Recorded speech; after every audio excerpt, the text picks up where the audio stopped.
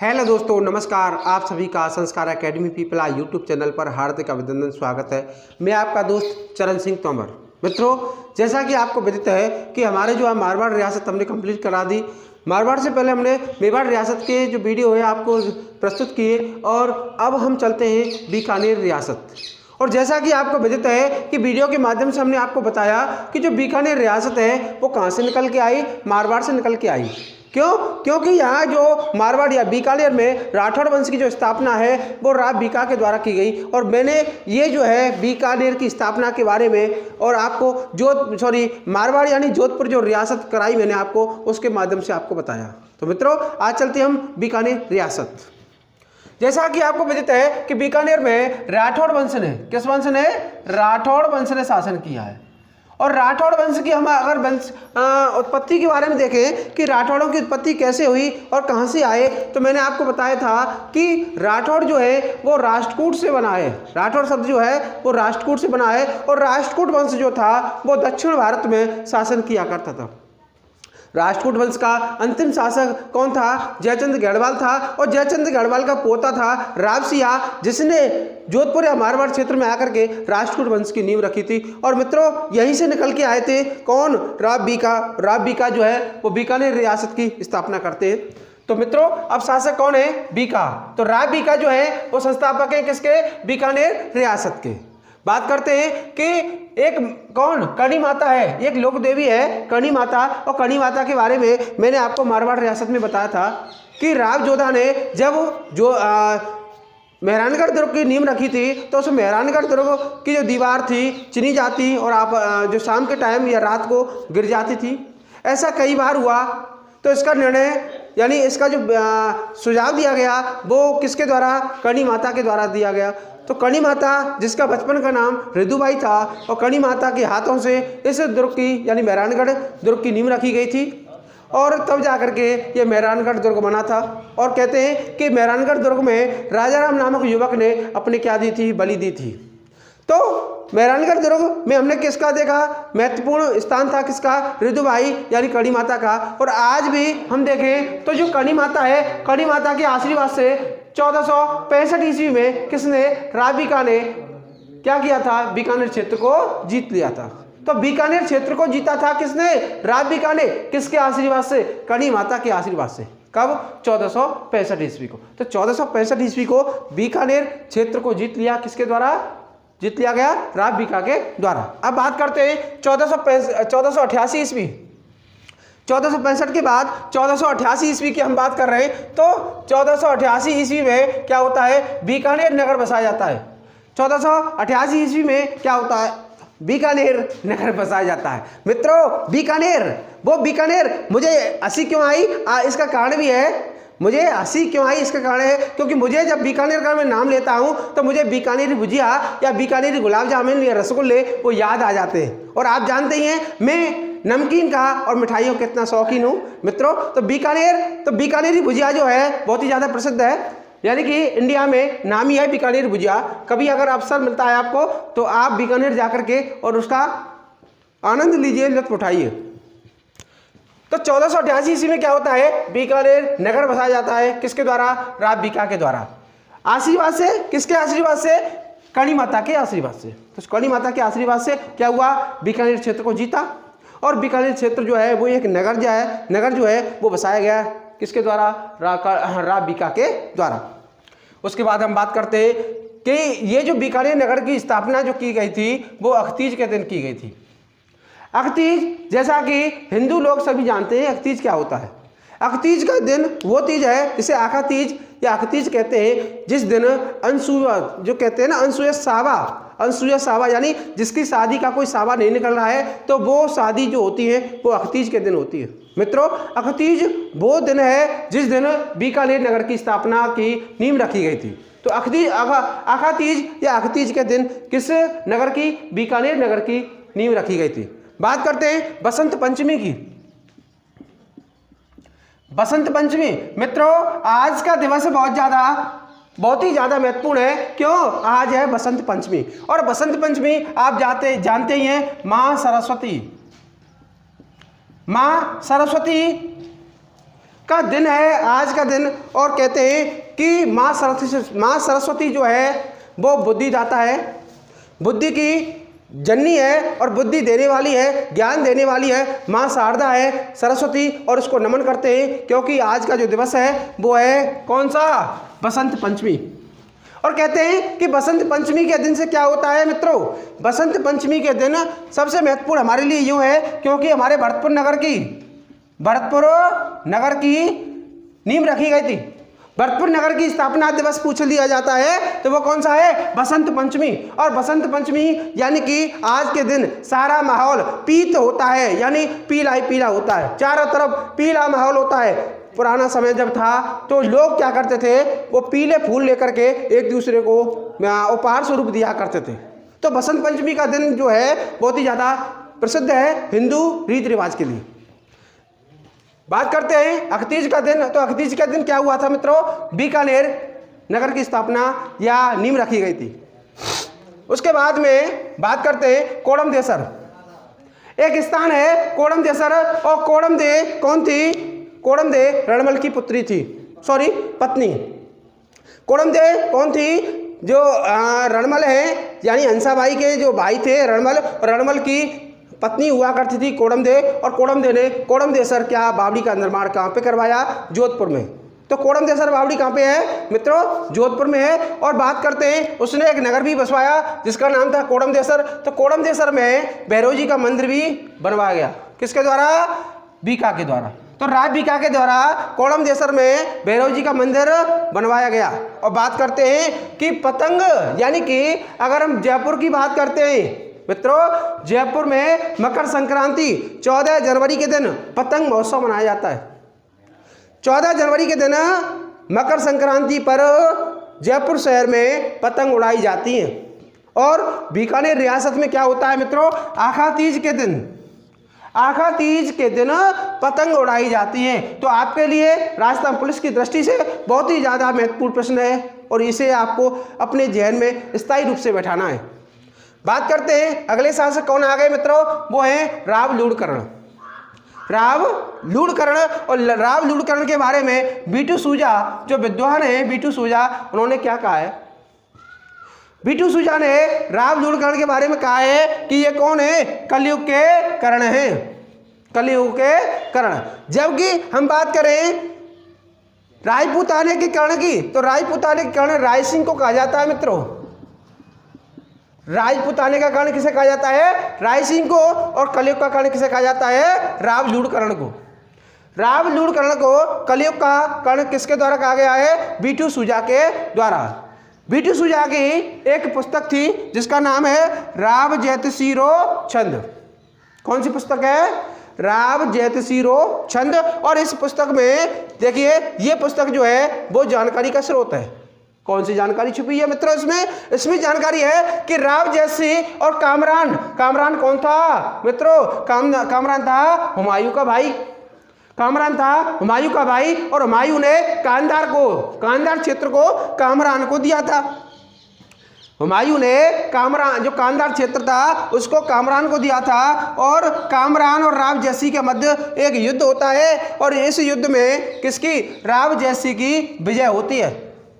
राव जैसी की क्या हो जाती है मित्रों, विजय हो जाती है। और इस विजय के बारे में पूरा जो विवरण है वो किसमें दे रखा है, राव जैतसीरो छंद ग्रंथ में। राव जैतसीरो छंद के रचयिता अगर पूछ लिया जाता है तो वो कौन है मित्रों, बीटू सूजा। बात करते हैं, ये कामरान जो है पहले भटनेर पर आक्रमण करता है, उसके बाद में बीकानेर आता है, यानी बीकानेर में युद्ध करने के लिए आता है। कामरान पहले कहाँ अधिकार करता है, भटनेर। और भटनेर कहाँ पे है, हनुमानगढ़ जिले में। उसके बाद में शासक बनते हैं राव कल्याणमल। और आपके दिमाग में एक चीज आ रही होगी कि ये जो शासक हैं यानी राठौड़ शासक हैं, अपने नाम से जो पूर्व में अपने नाम से पहले राव शब्द का इस्तेमाल करते हैं, जबकि मेवाड़ रियासत में हमने दिखाया आपको, मेवाड़ में जो शासक थे वो सभी राणा शब्द का इस्तेमाल करते थे। तो देखिए राव कल्याणमल, और कहते हैं कि जब अकबर द्वारा नागौर में अकबर द्वारा नागौर में 1570 ईस्वी में नागौर दरबार का आयोजन किया गया था। उस समय बीकानेर के जो शासक थे वो कौन थे? राव कल्याणमल।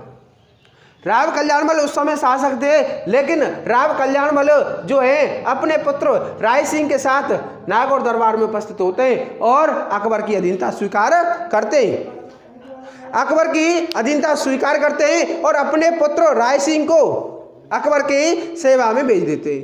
कौन भेजते हैं? राव कल्याणमल।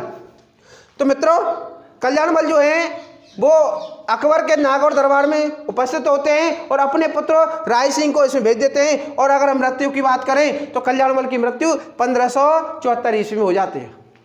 1574 में कल्याणमल की मृत्यु हो जाती है। लेकिन हम बात करें 1572 में अकबर द्वारा जो जोधपुर का प्रशासक है वो कल्याणमल के पुत्र राय सिंह को बनवाया जाता है। कल्याणमल के पुत्र राय सिंह को 1572 ईस्वी में जोधपुर का प्रशासक बनाया गया। अब बात करते हैं हम कल्याणमल के पुत्र राय सिंह के बारे में।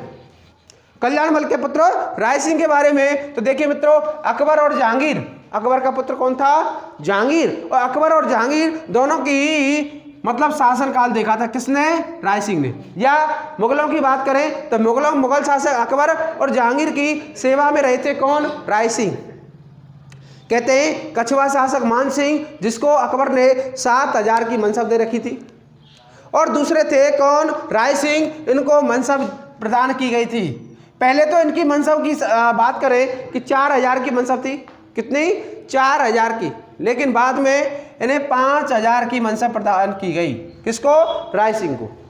तो पहले 4000 की मनसब थी किसको? राय सिंह को। अकबर द्वारा राय सिंह को 4000 की मनसब, बाद में इनकी मनसब की वृद्धि की गई और 5000 की मनसब कर दी गई। अब मनसब क्या होती है मित्रों?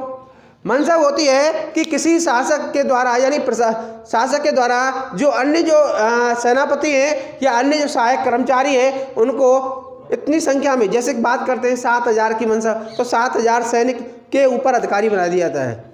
यानी कि जो 7000 या 5000 सैनिक हैं वो उसके कहे अनुसार कार्य करेंगे। तो ये मनसब होती है मित्रों। उसके बाद हम बात करते हैं 1577 में अकबर द्वारा इन्हें 51 परगने दिए गए थे। 51 क्षेत्र दिए गए थे। इन क्षेत्रों पर राज करने के लिए 51 परगने दिए गए, जिन पर राज करने के लिए किसको नियुक्त किया गया? राय सिंह को। तो राय सिंह को 51 परगने दिए गए। और बात करते हैं 1572 की, तो 1572 मैंने आपको अभी बताया कि जोधपुर का प्रशासक नियुक्त किया था। जोधपुर का प्रशासक नियुक्त किया था किसने?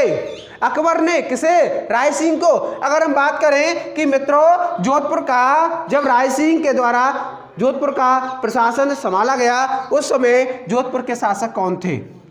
जोधपुर के शासक कौन थे? तो बात करते हैं वो थे रावचंद्र सेन। रावचंद्र सेन, और रावचंद्र सेन के बारे में कहा गया है कि ये जो है महाराणा प्रताप के अग्रगामी है। इन्होंने मुगलों की अधीनता स्वीकार नहीं की है और इन्हें मारवाड़ का प्रताप भी कहा जाता है। कहते हैं कि मारवाड़ से भागे, क्योंकि जब मुगलों की सेना मारवाड़ पहुंच जाती है, जोधपुर पहुंच जाती है, वहां से बद्राजून गए और बद्राजून से घूमते हुए पहाड़ियों में जाकर के उनकी मृत्यु हो जाती है। यानी कि आजीवन मुगलों की अधीनता स्वीकार नहीं करते। कौन? रावचंद्र सेन। तो जोधपुर का प्रशासक 1572 में 1572 में किसे? राय सिंह को नियुक्त किया गया। राय सिंह ने बीकानेर में क्या किया? एक जूनागढ़ किले का निर्माण करवाया।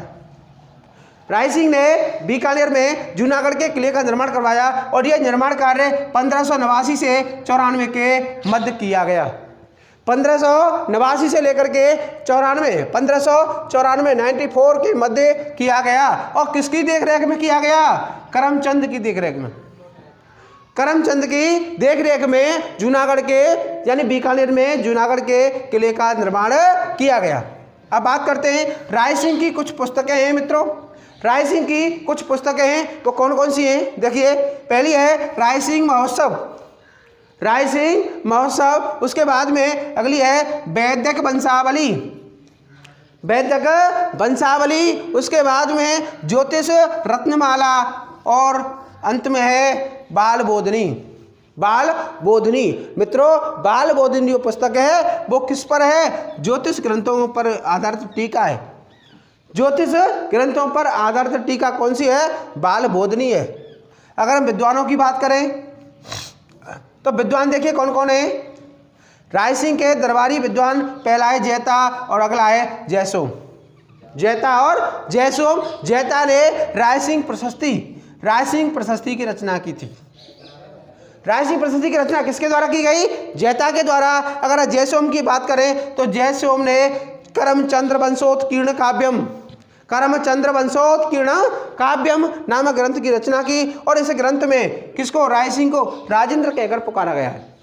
राय सिंह को राजेंद्र कहकर पुकारा गया है। किस ग्रंथ में? करमचंद्र वंशोत्कीर्ण काव्य ग्रंथ में।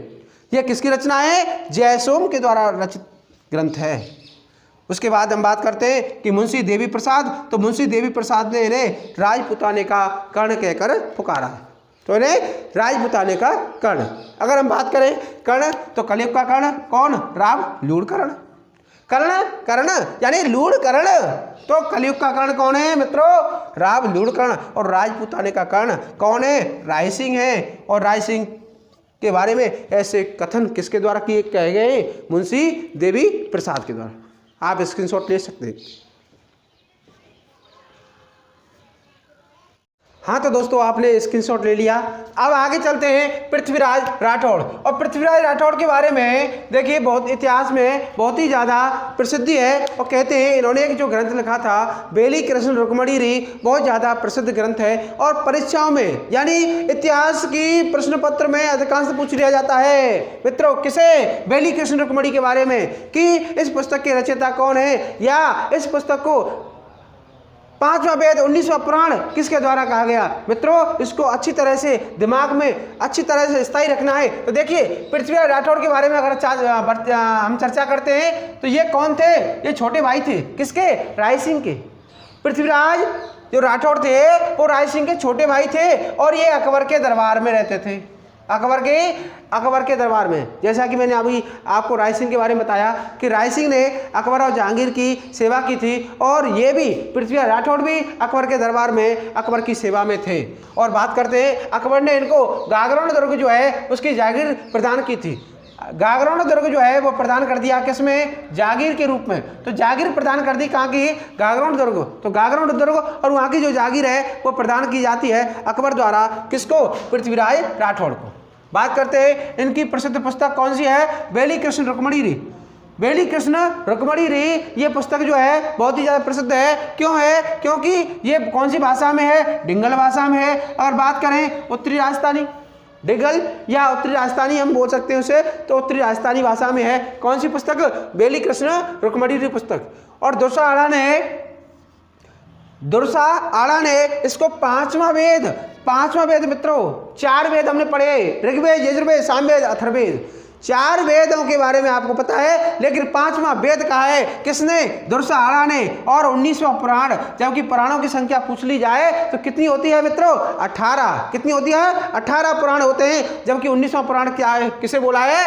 बेली कृष्ण रुक्मणी पुस्तक को बोला है। किसने? दुर्सा आड़ा ने। और बात करते हैं कर्नल जेम्स टॉड की। तो कर्नल जेम्स टॉड ने तो पृथ्वीराज राठौड़ के बारे में यहाँ तक कह दिया कि 10 सहस्त्र घोड़ों का बल, यानी 10,000 घोड़ों का बल किसमें? पृथ्वीराज राठौड़ में।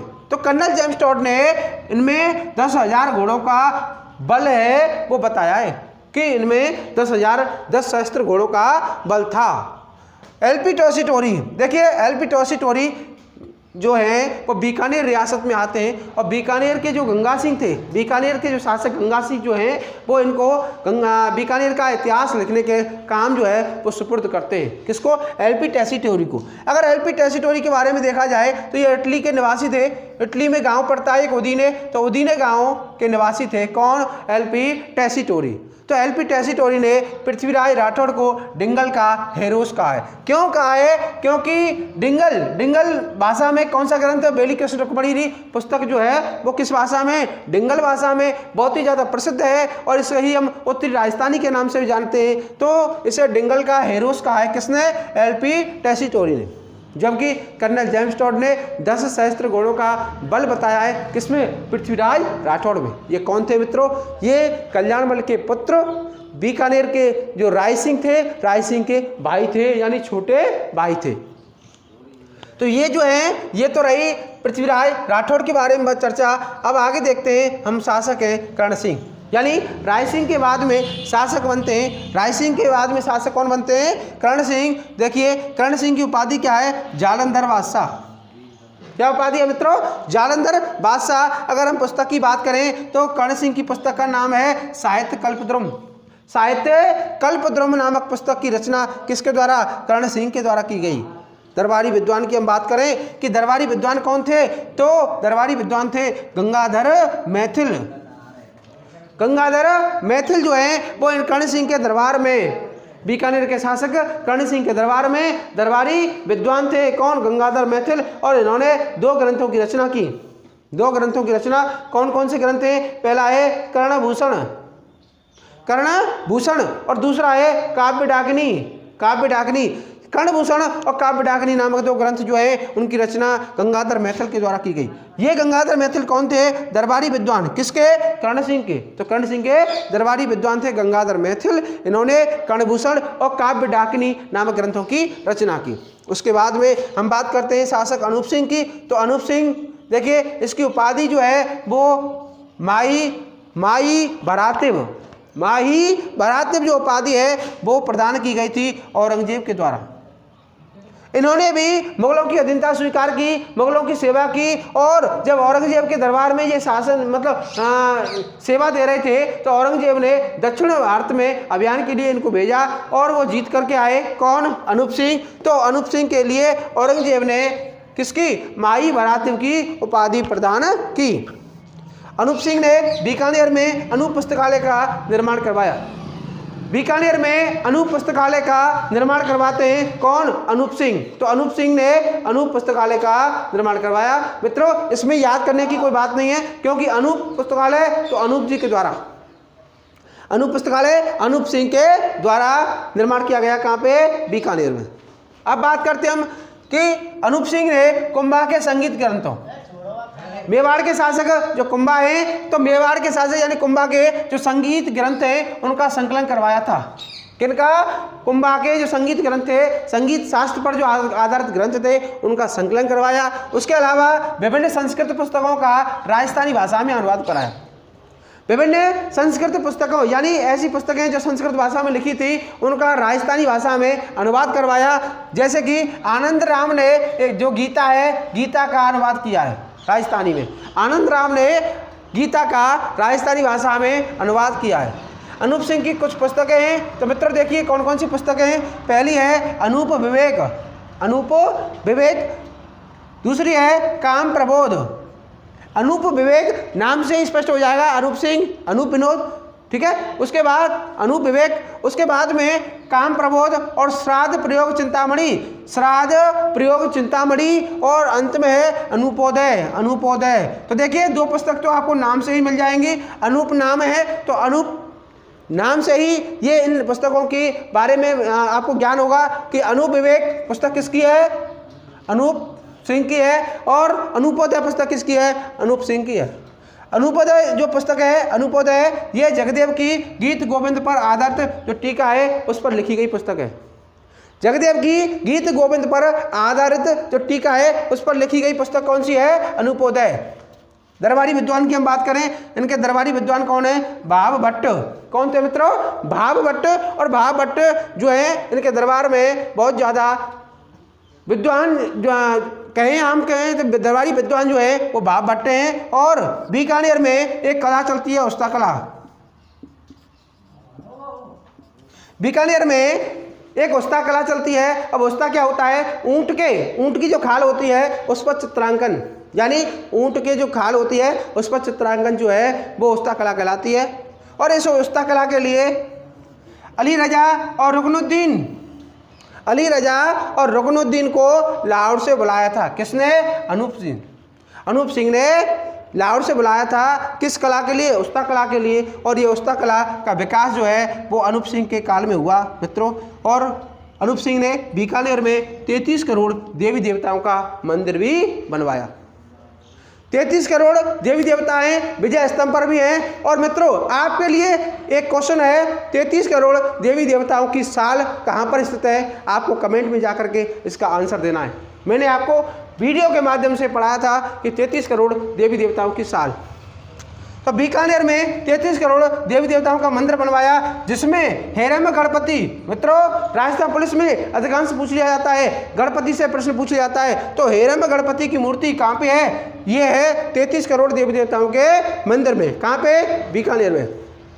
तो मित्रों ये हमारा राय सिंह यानी पृथ्वीराज राठौड़ और हमारा जो है अनूप सिंह, और इससे पहले हमने राय सिंह कल्याणमल जो है हमने आपको कराया, यानी बीकानेर की प्रारंभ किया था। और कल हम जो है अगली वीडियो हमारी जो आने वाली है उसमें बीकानेर रियासत को पूरी तरह से पूरे विवरण के साथ समाप्त करने वाले हैं। मित्रों यदि आपने हमारे संस्कार एकेडमी पीपला यूट्यूब चैनल को सब्सक्राइब नहीं किया है तो जल्दी से सब्सक्राइब करें, प्रेस द बेल आइकन को दबाना ना भूलें, जिससे कि हमारी जो वीडियो है उसका नोटिफिकेशन आपको सबसे पहले मिल सके।